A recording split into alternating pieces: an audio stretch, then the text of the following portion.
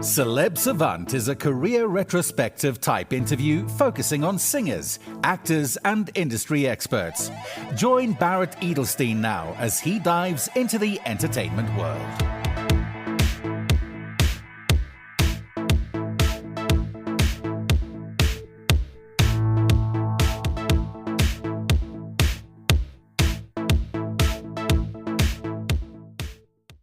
Grammy and ASCAP award-winning American producer, songwriter, DJ, and recording artist Damon Sharpe is best known for his creativity behind the scenes. Lately, Damon has also been focusing on releasing his own music, which is allowing the transition from the behind the scenes to being in front of them. Furthermore, on the DJ front, Damon has been playing live sets worldwide, including EDC Vegas and SXSW. Damon has contributed many recognizable songs to popular culture and has been involved with the production of various popular albums that cumulatively have sold over 45 million copies. He has worked with the likes of Jennifer Lopez, Ariana Grande, Pitbull, Alesso, Kelly Rowland, Kylie Minogue, Big Time Rush, New Kids on the Block, the Pitch Perfect soundtrack, the Grammy Award-winning Chicago soundtrack, Natalie Cole, Johnny Gill, New Edition, amongst many others. Amongst Damon's catalogue of original releases are 4 tracks with Armada Records.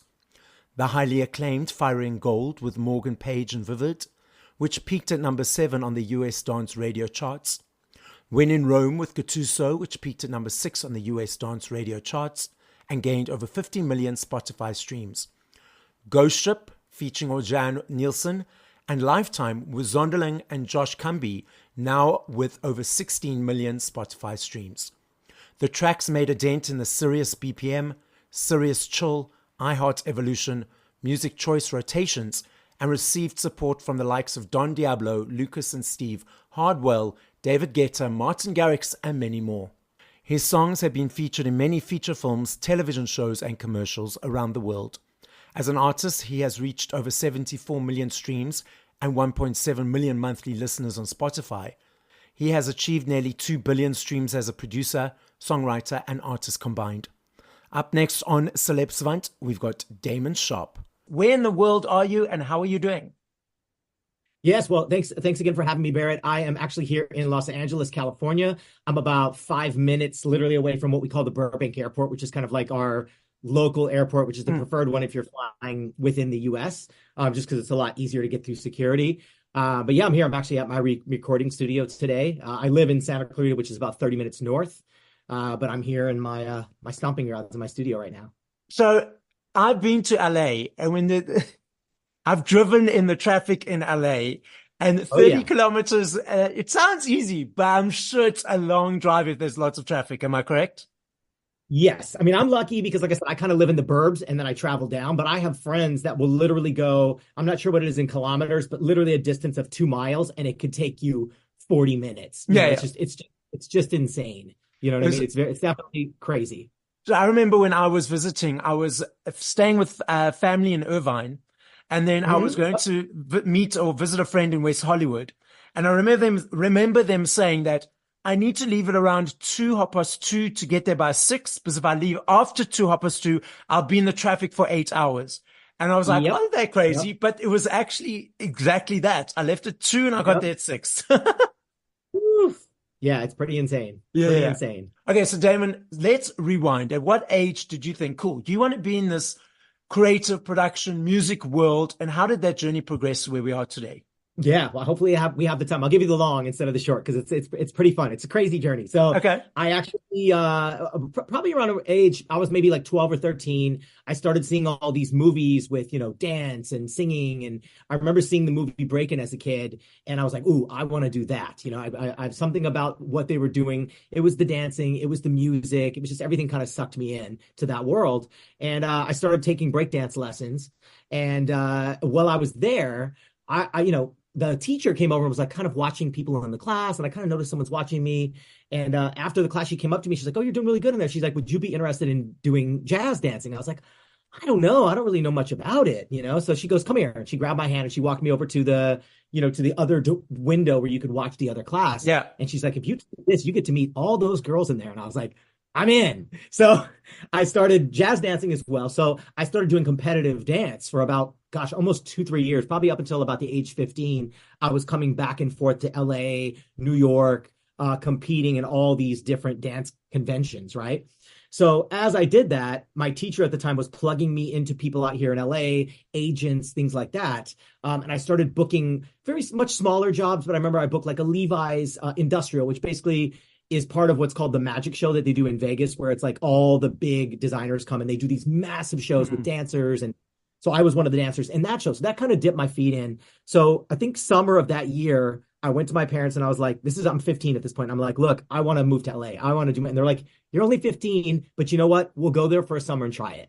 So I was like, oh, amazing. Thank you so much. So we came out. Literally within the first few weeks, I booked like a Disneyland commercial. Then I booked a Pepsi commercial. Then I booked a Nintendo commercial. So it all started snowballing. And my parents were both teachers. So as that summer progressed, they're like, you know what? We'll start looking. We'll move out there so you can pursue your dream. So I owe everything to them, right? So we moved out. And pretty quickly, again, I booked my first tour as a backup dancer. I'm out on the road at 15 with 3 other 15-year-old dancers and 1 legal guardian. So you can imagine how crazy that was.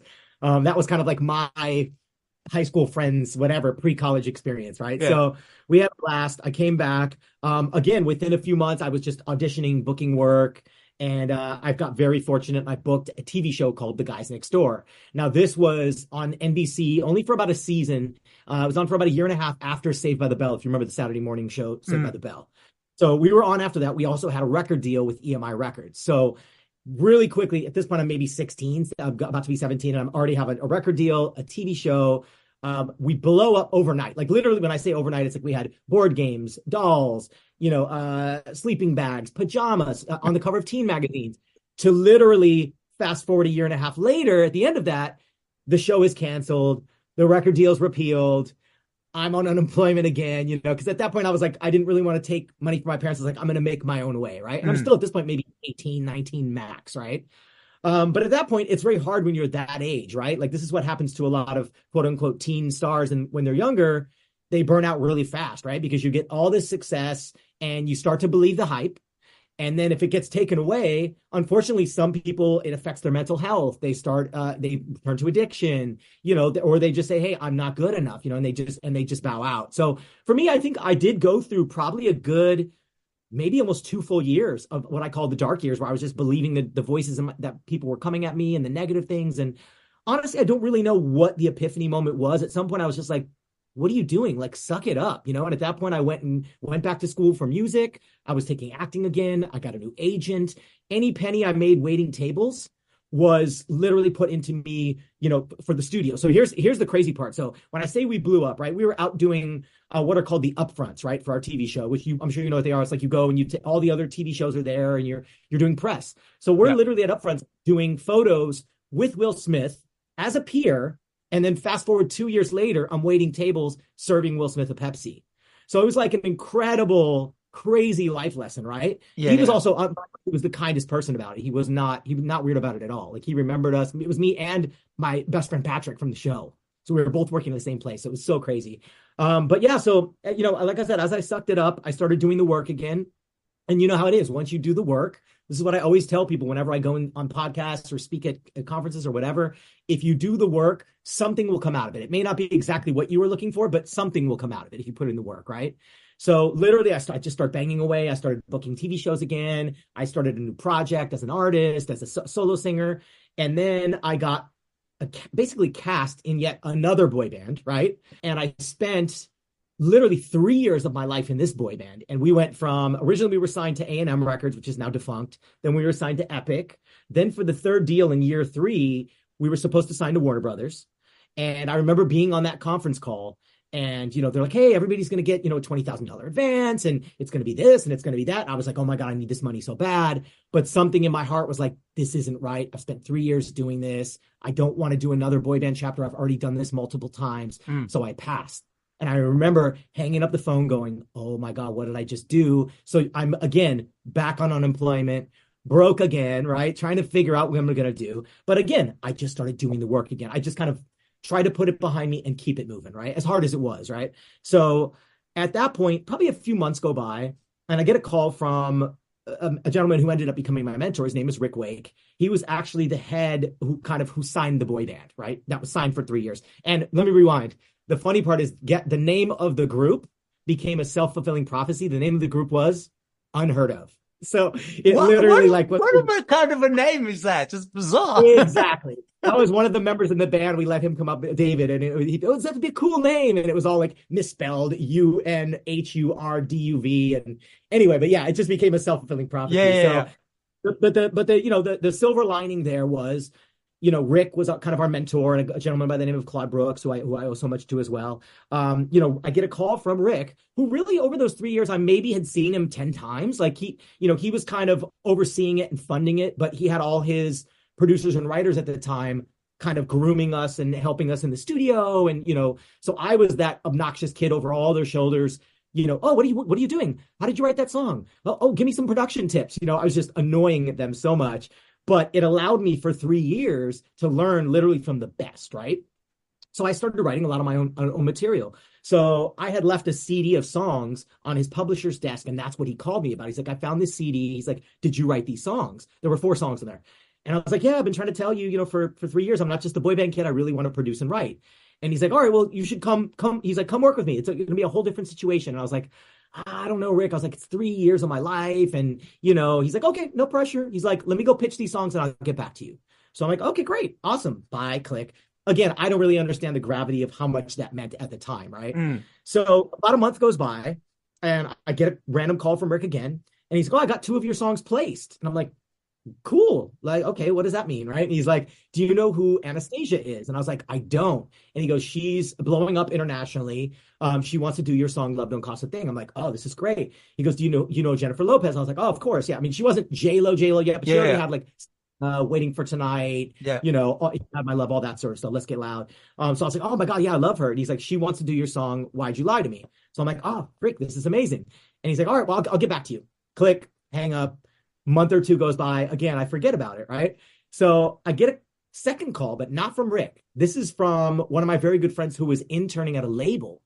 And she's like, Damon, did you do a song for Jennifer Lopez? And I'm like, I think maybe. And she's like, do me a favor. She's like, go to the newsstand right now, pick up R&R magazine and look at the back. I'm like, what is R&R? She goes, just go to the newsstand.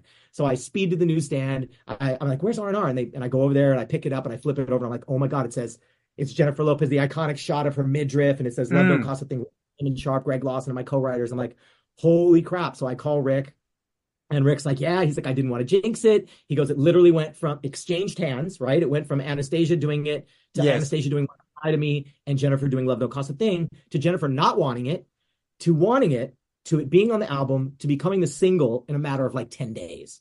So it's already shipped off to radio. And then at that point, Rick's like, now will you come work with me? And I'm like, of course. And what happens at that point, right? Then when people start catching wind, all the people that didn't want to work with me, right, are now coming out of the woodwork. Oh, Damon, it's so-and-so from DreamWorks. You got to come work with me, man. It's going to be great. And I'm like, thank you. I was still super kind about it. I kept it up my sleeve. But I was like, thank you. But, I'm going with Rick because he had my back when nobody did, right? Exactly.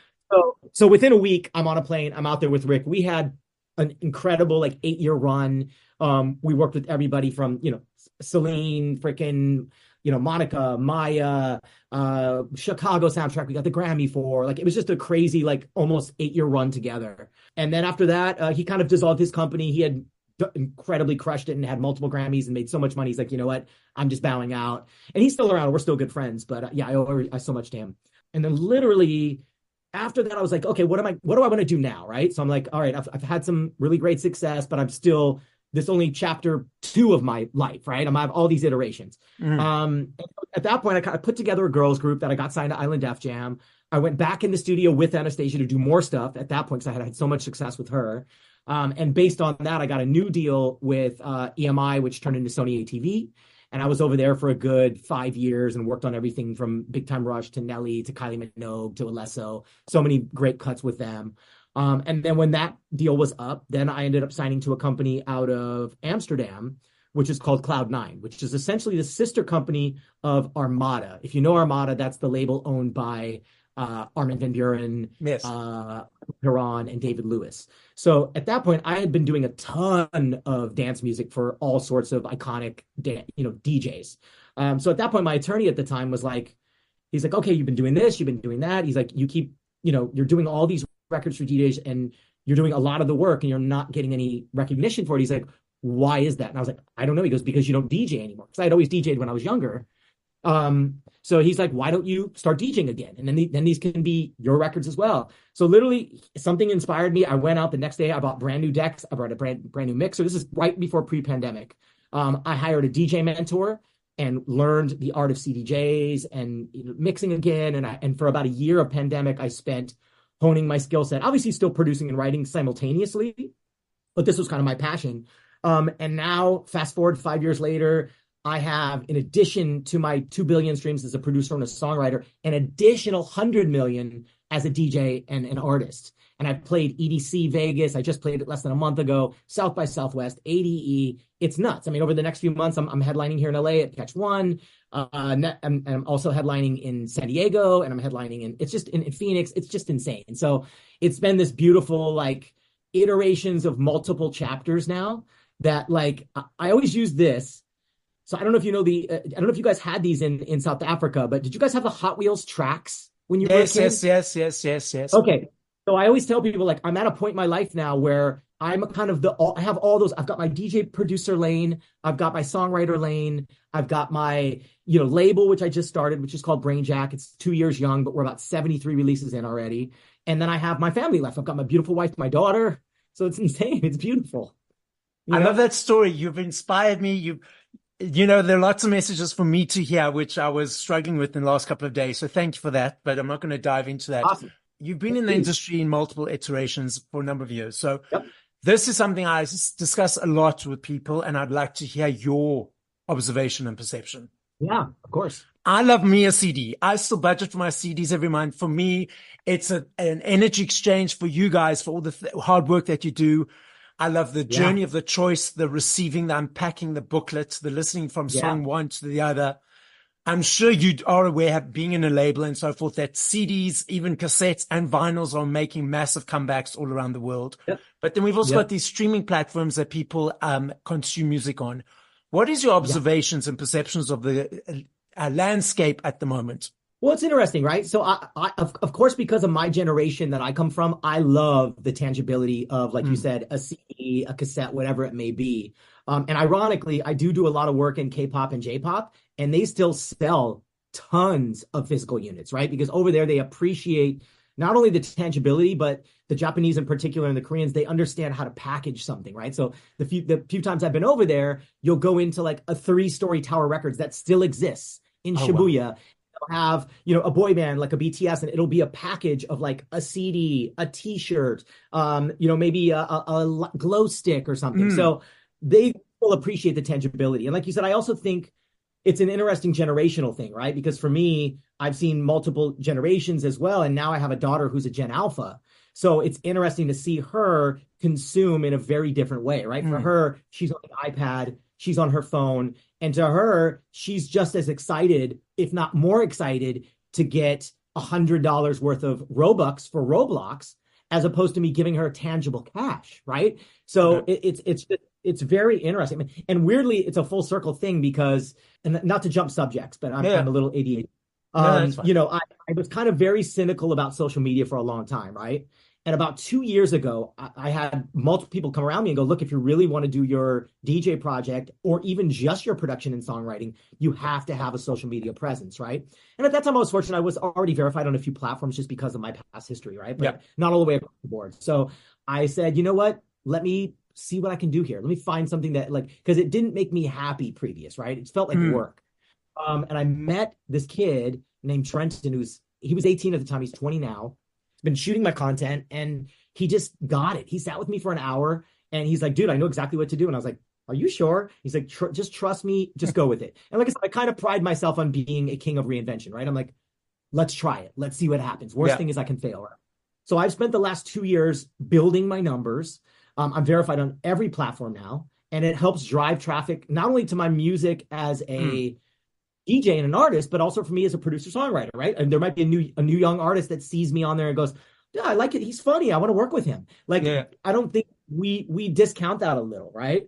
So I say that to say, we have a crazy post that I put up 5 days ago just 5 days ago. And it's here at my studio. It's me and my daughter, and we're having a conversation about Gen Alpha slang, right? And it's how I would say it, or maybe probably how Gen X, Gen Z, and millennials would say it, and how Gen Alpha says it. And this video is at 52 million views in 5 days. Wow. And it's like almost 30,000 new followers to my account on Instagram. So it's crazy. So long story short, I think it all ties in together, right? Because it all has to do with technologies, new technologies, not giving up on the things that we love, because if that is something that you enjoy, whether you're an audiophile, you love collecting vinyl, or you love collecting CDs, that's amazing. But we also, especially you're a podcaster, you're successful at that, we also have to keep our eyes on the forefront of what's coming next, AI, things that are looming that we may not want to look at. But if we can get a little bit of all of those in our lives, like for me, like I said, I want those moments of the retro and the vintage. Like I when I played EDC, I'm in a freaking white Michael Jackson Thriller jacket, you know what I mean? Which is, I love it because that was my biggest inspiration, you know? So it's a mixture of the old, the present, and where I want to go, if that makes sense. Okay, so you've got the DJing, the songwriting, the producing, the record label. How do you balance out what's happening in your life? Or is it just, okay, going with the flow and just letting it flow into your energy? I would say that is my biggest dilemma, right? Is time management. It's really hard to know where to allocate my time. So I feel like 20 plus years later that I've been fortunate enough to be self-sustaining in this business and support my family. I think for me, it's ebb and flow. It's about understanding I can't go, okay, 2 days this week is just DJ, 3 days of just production songwriting, 2 days is the label, 2 days off, there's not even that many days, but it's like, what, I have 8 days. At least a minimum of 1 or 2 days to spend with my family. I think balance is it. And I always tell people, like, all the things I used to make fun of when I was younger, I do now. Meditation, I used to shit on meditation. I love meditation now. A gratitude list, I used to make fun of those. I love those now. I eat as clean as possible. I drink as minimal as I can. I work out 6-7 days a week if I can. So it's really just, for me, it's balance. And like you said, in those career facilities, like I said, I always go back to my analogy of the Hot Wheels tracks, because they've all started to now merge into one lane. Okay. Where all these cars are kind of running in parallel. And I'm like, oh, you know what? I feel like jumping in that little Ford over there, which is my DJ. Let me jump in there for a few days. And you know what? While I'm there, I will probably meet some people who want me to produce and songwrite for them. Yeah. Or I can do a collaborative social media post with them. There's just so many parallels. It's not like I'm, hey, I'm going to be, I'm going to run a Fortune 500 company making brackets, and then I'm going to be a DJ. Those obviously aren't related at all. But everything I'm doing is somewhat related and parallel, right? So, and then I also still develop a few artists. It's just, it's very limited who I do, because it's so time consuming and I'm so passionate about it. But that's also a smaller portion of my time where I have artists that I develop that I'm very passionate about, where I can, quote unquote, pass the baton, and also use my network that I've built up over the past 20 something years and help them achieve what they want to achieve in their lives. You're DJing. So when you DJ, is it your own original songs, remixes of other artists, and a combination of both of those? Or how do you choose what to play in your playlist? Well, it's interesting. It's all of the above, right? And I always appreciated DJs, but just in the past 5 years, it's given me a completely different appreciation, because I've always understood to a certain extent what I call the journey. Seeing someone like a Cascade play, and it starts, and then you feel like you went on this journey of ups and downs. Yes. And by the time you're done, you're like, oh, I feel so good. So for me, I'm always trying to achieve that. So for example, when I prep for EDC, I prepped almost a month in advance, right? And I'm song selecting, and I already have played there twice. So I kind of know the energy, hopefully, that's going to happen, right? And I was playing a prime slot at like 2 a.m. on a Sunday, which sounds late, but that's actually prime, because it doesn't start till 7 and people leave at 7 in the morning. So I kind of know the energy that I want to play. And I'll usually curate maybe 80 to 100, songs that are, most of them are custom edits, as you said.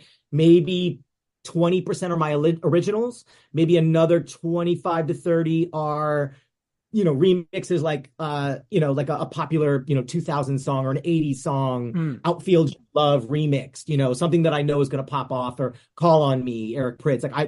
They're like the staple songs are going to go off. And no matter if you start to lose the crowd, you're like, let me switch. And then they're like, call on me. And it's like, they just start going nuts, right?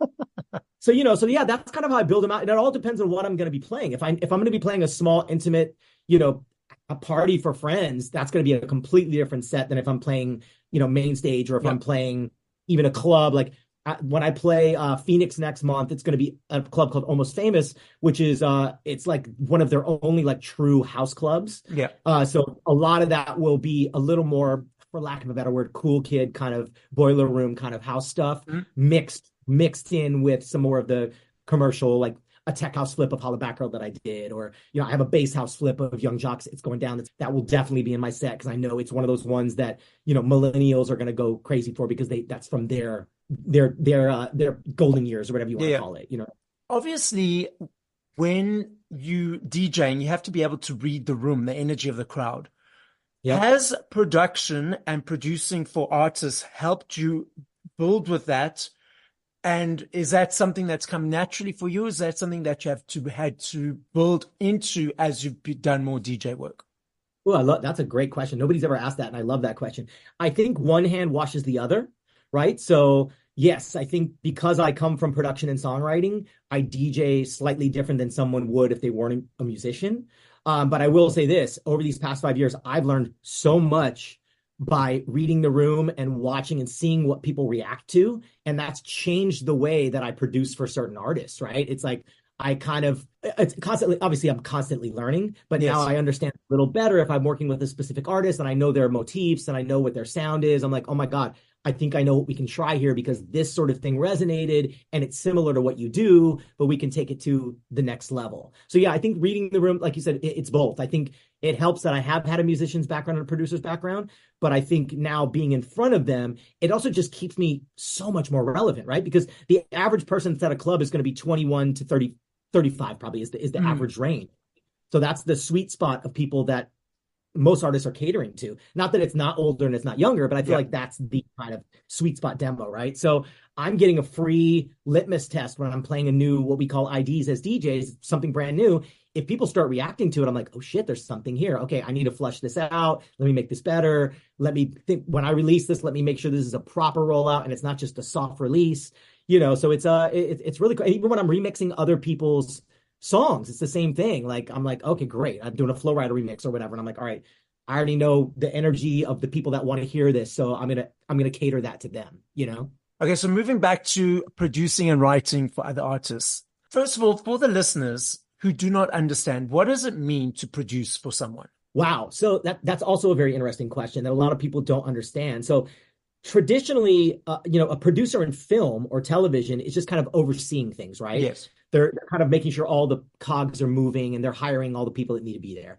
A producer in the traditional sense was more of a Quincy Jones or a Rick Rubin, which again, they were kind of not that they weren't competent. Like obviously Quincy Jones is an amazing musician, but as a producer, he'd say, I want Steve Lukather on guitars and I want Jeff Pecora on drums, or, and he's bringing in the best and he's overseeing it. And as Rick Rubin says, who's one of my, what's the word I'm looking for? Like idols as a producer, he's a tastemaker, right? So he's overseeing the process and he may not be playing the drums, but he damn well knows what he wants his snare to sound like. And he knows what he wants the kick to sound like. And he knows that the patterns should switch up on verse 2. So there's multiple definitions of a producer in music. I feel like there's the traditional producer, which is more of the overseer, which obviously has to have the knowledge or it falls apart.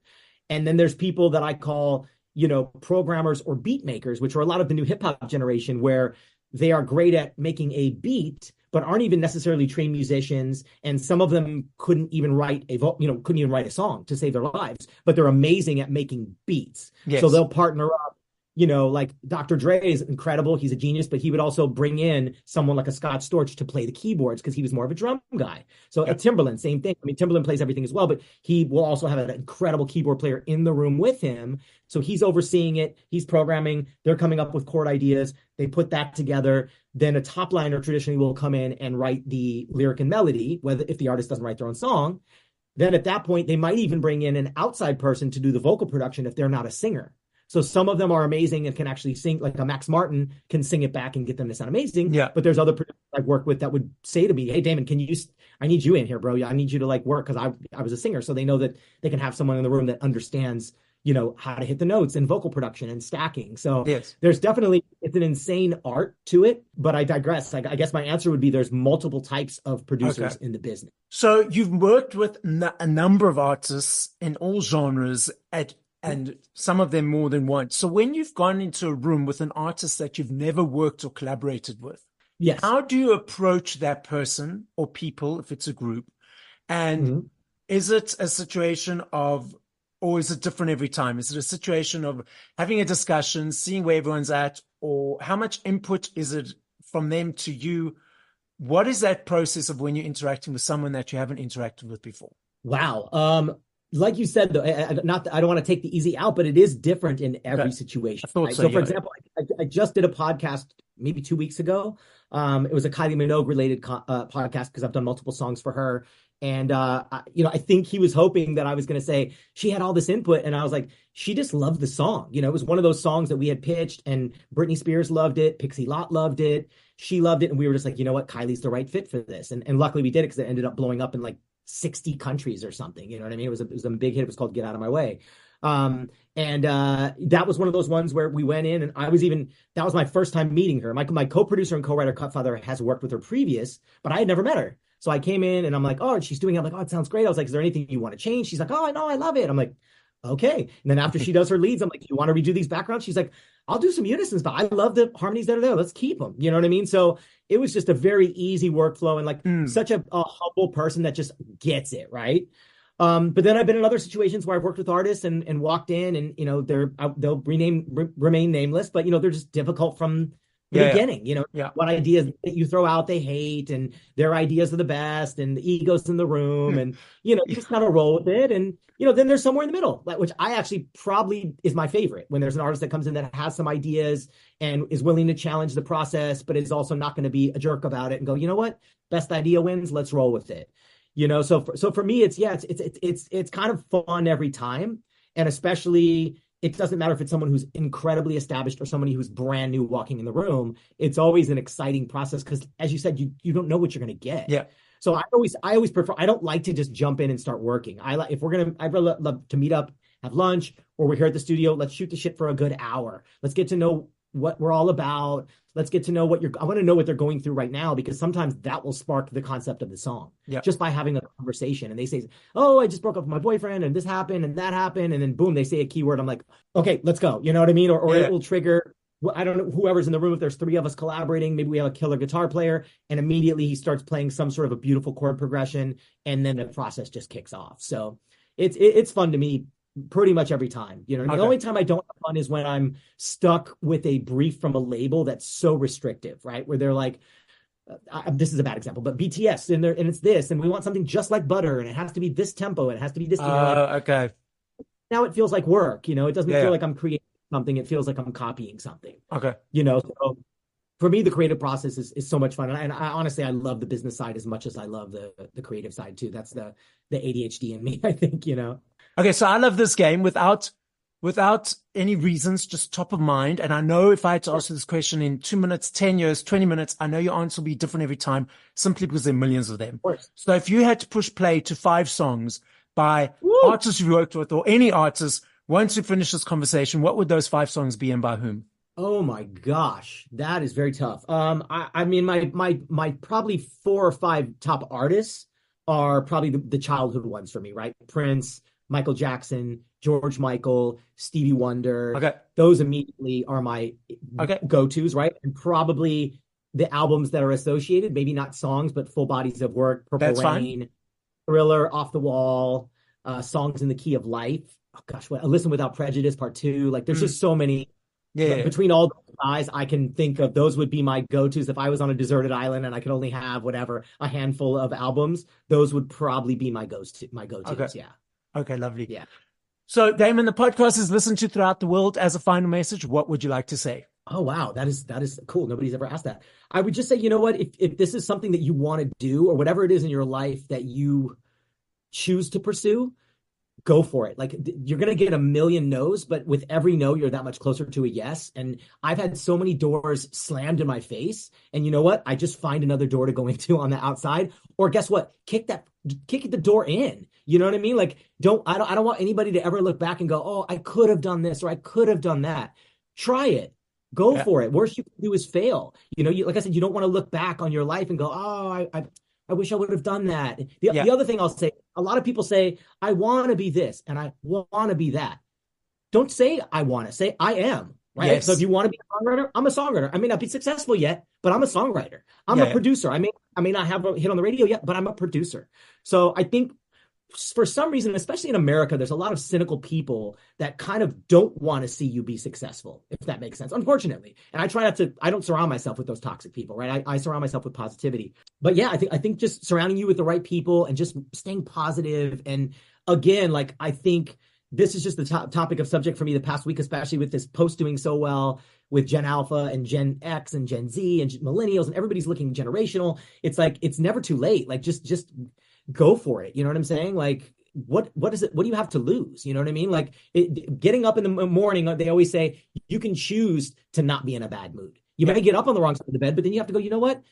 Let me breathe. Let me meditate for a second. Things could be worse. I woke up. I'm here. Easier said than done, but we just have to stay positive, you know? Thank you for listening to this episode of Celeb Savant. Please follow Barrett on TikTok, Instagram, YouTube, and Facebook at Celeb Savant. That's CelebSavant.